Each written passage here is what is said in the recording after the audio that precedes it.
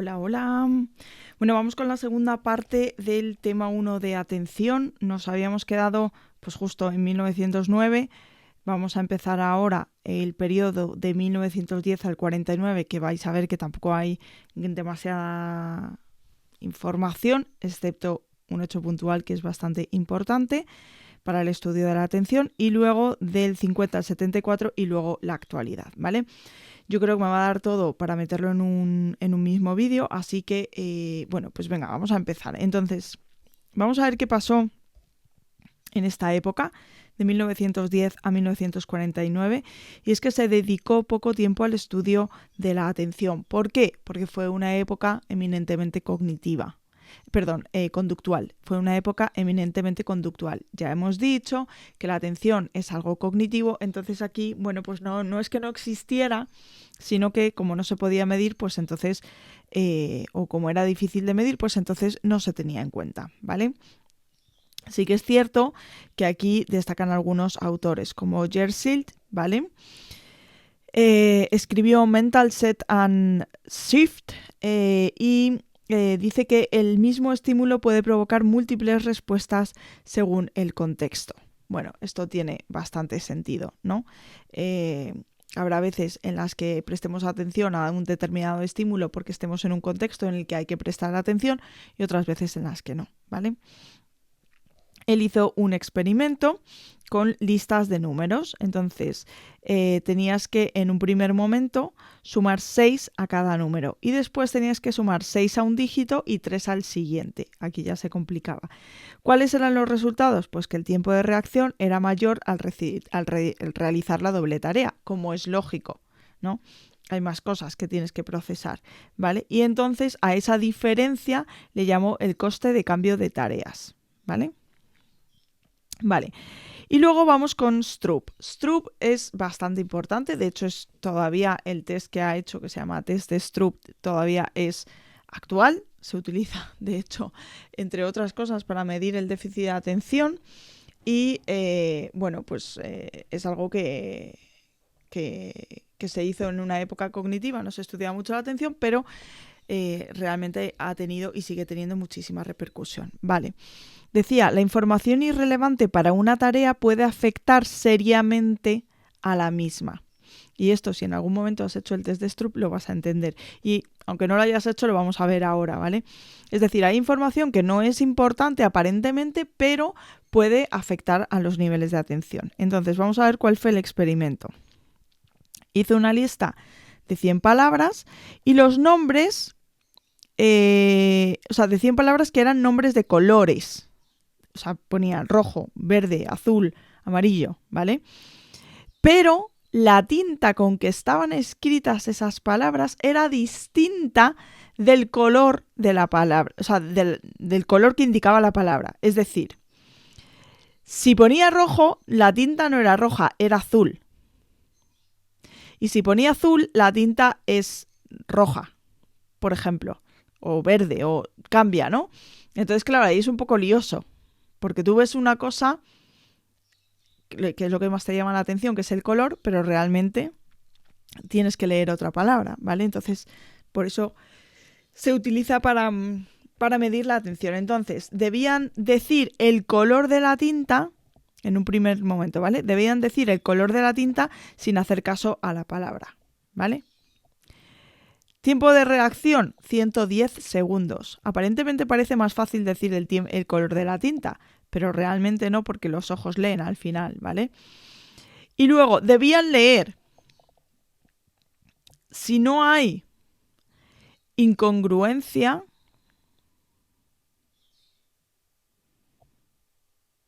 a ver, ¿qué pongo aquí? Si no hay incongruencia, si la tinta es negra. A ver, yo creo que aquí se refiere en un caso, es que me he equivocado al escribirlo, pero yo creo que se refiere en un caso cuando sí hay incongruencia, es decir, que tú lo que tienes que hacer es leer la palabra aunque esté escrita en un color distinto al que indica la palabra, y luego por otro lado cuando la tinta es negra sin más, ¿vale? Si os fijáis, el tiempo de reacción cuando debes leer es muy parecido, tanto si hay incongruencia como si no hay incongruencia, es muy parecido, y además es mucho menor casi 3 veces menos que cuando lo que tienes que hacer es decir el color de la tinta, ¿vale? Esto es el test de Stroop, ¿vale? Luego hizo otra cosa, también otro experimento, que era nombrar el color de unos cuadraditos y el tiempo de reacción era de 63 segundos. Entonces, de esta manera descubrió lo que se llama el efecto Stroop, ¿vale? ¿Cuál es la conclusión? Pues que existe una interferencia asimétrica. El de la lectura de la palabra interfiere en detectar el color. Habíamos visto que se tarda más en detectar el color que en leer la palabra, ¿vale? Detectar el color no interfiere en la lectura de la palabra, ¿vale? Bueno, pues esto es el test de Stroop, ¿vale? Y nos vamos ya al siguiente periodo, que es 1950 a 1974. Aquí ya hay bastantes más cosillas, ¿vale? Aquí, ¿por qué? Pues porque, como habíamos dicho antes estábamos en una era conductual, ahora llegamos a una revolución cognitiva, ¿vale? Que tiene el origen en el desarrollo de la teoría de la información. Bueno, aquí vamos a ver a Mackworth, que nos habla del mantenimiento de la vigilancia, e hizo un experimento, ¿vale? Este experimento estaba hecho con los operadores de radar de la Segunda Guerra Mundial, que tenían que detectar objetos en una pantalla que aparecen muy de vez en cuando, ¿vale? Y también hizo ese mismo experimento con controladores industriales, que están, bueno, pues continuamente observando elementos que son esporádicos, ¿vale? Entonces hizo lo que se llama el test de reloj. Esto sí se pregunta, ¿vale? El test de reloj consistía en una aguja que se mueve en pasos de 12 minutos, ¿vale? O sea, pasan 12 minutos, se mueve, pasan 12 minutos, se vuelve a mover, ¿vale? Pero de vez en cuando pegaba un salto. No de 12, sino de 24, ¿vale? Entonces, cuando pegaba ese salto, debías darle a un botón, ¿vale? ¿Cuál es la conclusión? Que la proporción de detecciones correctas disminuye con el tiempo de exposición, en aproximadamente 30 minutos. ¿Qué quiere decir esto? Pues que los primeros 30 minutos eres más o menos capaz de estar atento a ver cuándo se da ese salto, pero como es algo tan, ¿cómo decir?, tan rutinario, tan monótono, pues al final llega un momento en el que pierdes la atención y entonces te cuesta más darte cuenta de cuándo se ha producido ese salto. Y esto es exactamente lo que preguntan en examen. Es decir, ¿a partir de cuánto tiempo hay un decremento de la vigilancia? Bueno, pues 30 minutos. A ver, he visto varias preguntas, no son todas iguales, pero más o menos que tengáis en cuenta esto, ¿vale? Bueno, pues luego vamos a ver a Colin Cherry, que estudió los mecanismos de atención selectiva, con lo que llamó el fenómeno cocktail party, ¿vale? Quería saber qué información se podía recordar de lo que no atendíamos, de lo que no atendemos, si realmente recordamos aquellas cosas que no atendemos. Para ello hizo un experimento que se llamaba la escucha dicótica, ¿vale? Esto creo que también hay algo de preguntas en examen. Entonces, te ponían unos auriculares y en cada oído te ponían un mensaje diferente. Debían sombrear el mensaje escuchado en un canal y obviar el del otro. Claro, tú ten en cuenta que en el mismo momento te están poniendo por la izquierda un mensaje y por la derecha otra. Y tú solo tienes que hacer caso al de la izquierda. Entonces ahí es un poco complicado, ¿no? Vale, ¿cuál es la conclusión que sacaron? Bueno, pues que no tenían recuerdo de los mensajes que no habían atendido. Es decir, que si no atiendes, que si no hay esa parte que decía Luis Vives al principio, si no estás prestando atención, si no hay apercepción, que decían también, esto era Leibniz, si no hay apercepción no va a haber aprendizaje, no va a haber nada, o sea, no te enteras, definitivamente. No fueron conscientes de los cambios de idioma, ¿vale? O sea, cambiaban de idioma, nada, no habían prestado atención, no se daban cuenta. Lo único que fueron capaces de distinguir fueron las características físicas. ¿Y a qué se refiere a esto? Al el sexo, digamos, o el género, mejor dicho, de la voz, ¿de acuerdo? El género del narrador, ¿vale? Es lo único que fueron capaces de percibir, una característica física. Pero lo que es el mensaje, como no prestes atención, no lo vas a procesar, ¿vale? Bueno, Donald Broadbent, este también, ¿vale?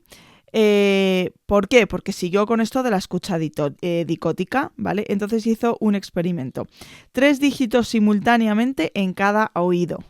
Ya sabemos lo que es la escucha dicótica, ¿no? Vale.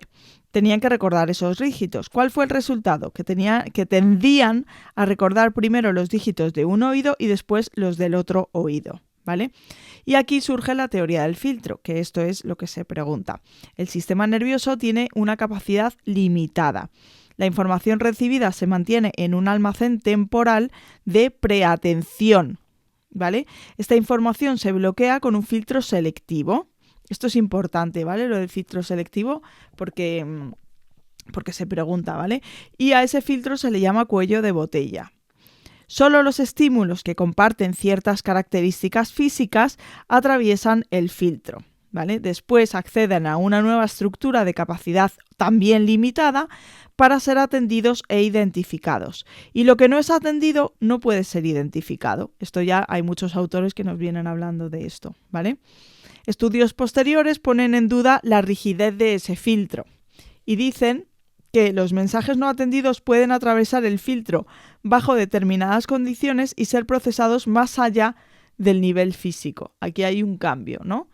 Nos vienen ya diciendo muchas veces que lo que no atiendes no lo vas a procesar, no lo vas a entender, pero aquí nos hablan como de una parte que es como una antesala, ¿no? Yo me lo imagino como una antesala. Y de hecho, hay veces cuando tomas apuntes se nota.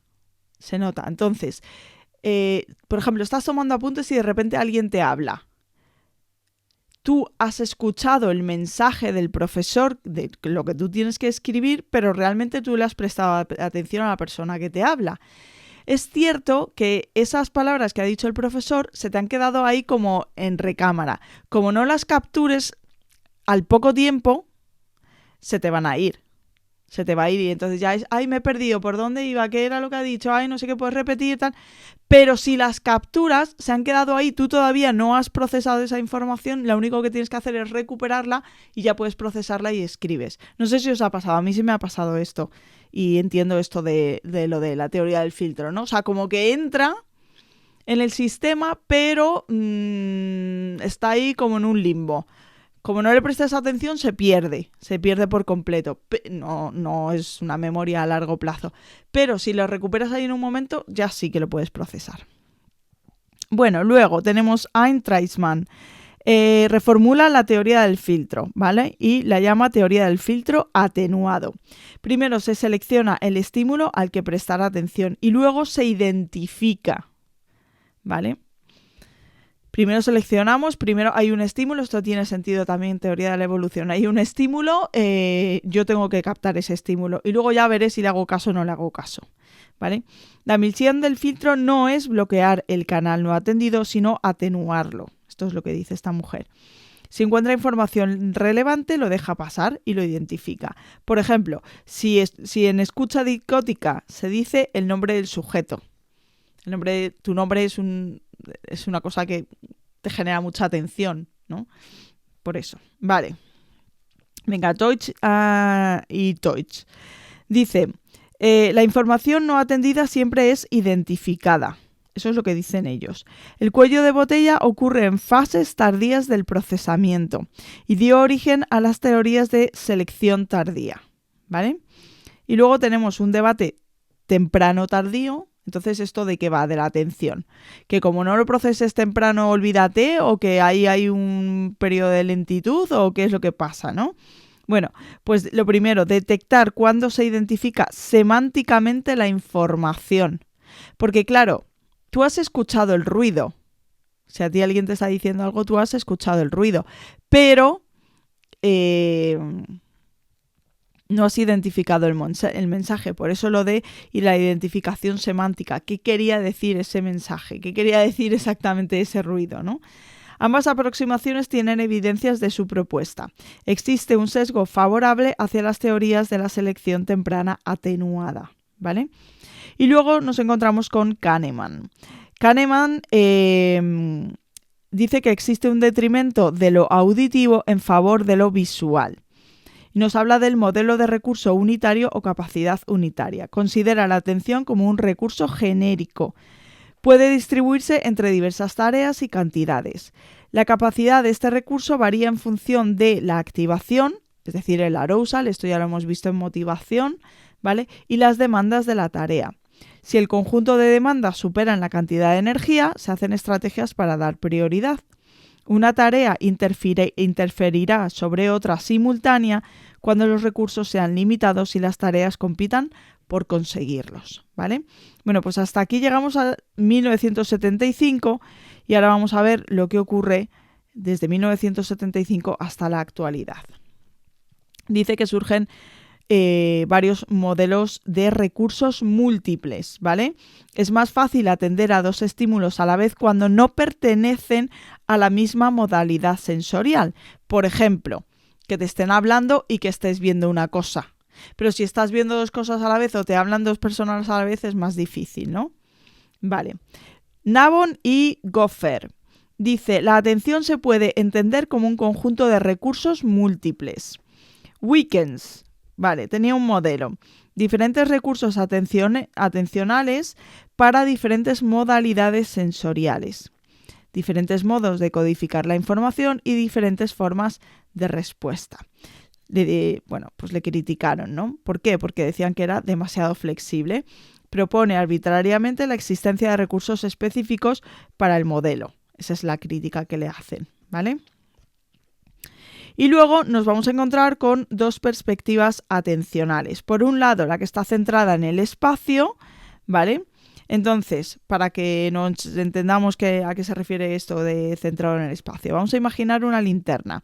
Entonces, la linterna, si está todo oscura, ¿qué hace? Pues va iluminando por zonas, ¿no? Independientemente del campo de visión, ¿vale? Entonces, cuando se sabe que va a ocurrir un estímulo en un punto del espacio, se pone atención a un radio de acción alrededor de ese punto. Por eso, el tema de la linterna. Cuando estás a oscuras, la linterna no solo está iluminando donde está la acción, sino que ilumina hace como un haz, ¿no? Hace como una especie de cono o de triángulo, como que cada vez se va aumentando más, ¿no? Pues a eso se refieren con el tema de la atención, ¿vale? Entonces, dentro de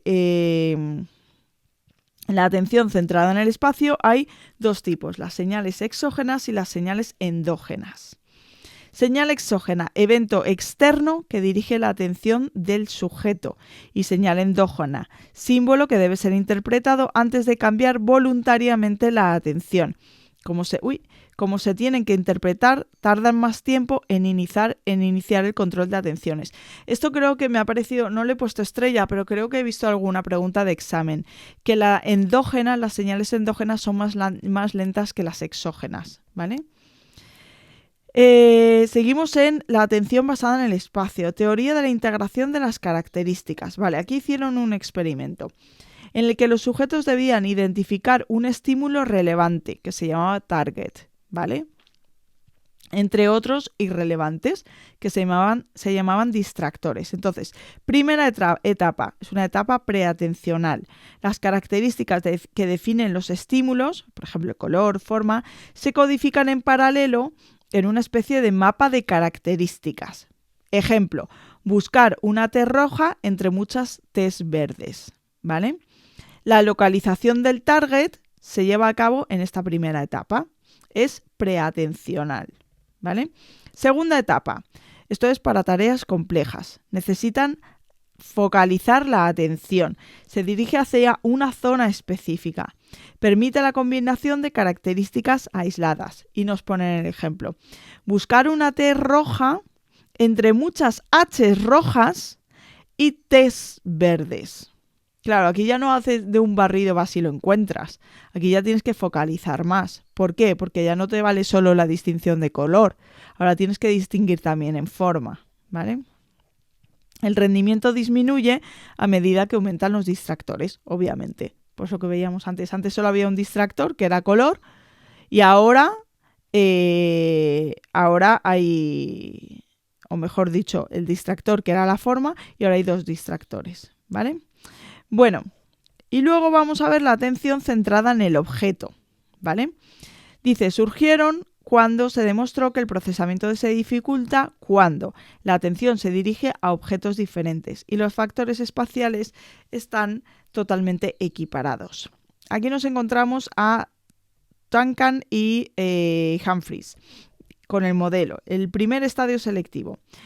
Se genera una representación visual segmentada en unidades y se agrupan perceptivamente los objetos en paralelo en todo el campo visual. Segunda fase, interacción competitiva entre inputs de las unidades segmentadas. Se dirigen hacia la consciencia para facilitar la acción. Supone diferenciar los inputs dependiendo del grado de adecuación de la tarea, ¿vale? Y luego, estudios de priming. Esto lo hemos visto en social, lo de los estudios de priming. Ahora vamos a ver cómo funciona esto. Bueno, pues es un estímulo previo que se llama primer o preparador, se presenta frente a otro que se llama proof o objeto, ¿vale?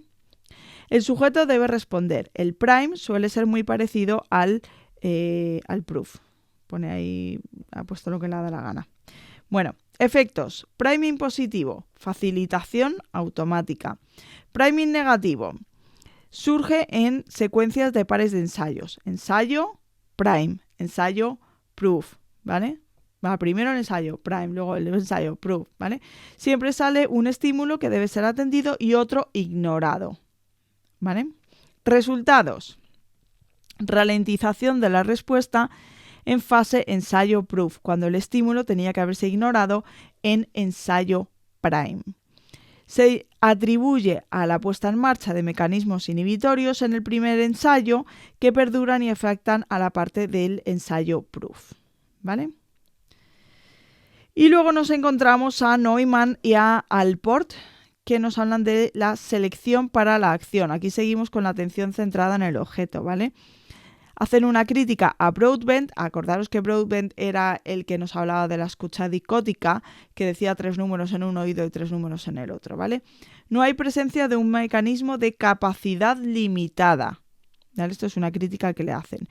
Crítica a Kahneman. No hay recursos limitados. Y lo que ocurre, según ellos, según Neumann y ¿quién era el otro? Allport, existe una necesidad de coordinar la acción para asegurar que la información controle la respuesta adecuada, ¿vale? Bueno, pedazo de tema bastante grande. Quiero pensar que esto es como una recopilación de todo lo que vamos a ver en la asignatura y por eso es así un poco... A ver, no es complicada, la verdad, esta asignatura, pero bueno, yo qué sé, se hace así un poco más lioso, ¿no? Con tantos autores, parece que luego no te acuerdas. Aunque luego en cuanto te pones a hacer test, ya más o menos sí que lo ves, claro, que por cierto los hago en Psicomagnum, que a veces me preguntáis, ¿vale? Bueno, pues nada, hasta aquí este vídeo, nos vemos en el próximo tema. ¡Chao!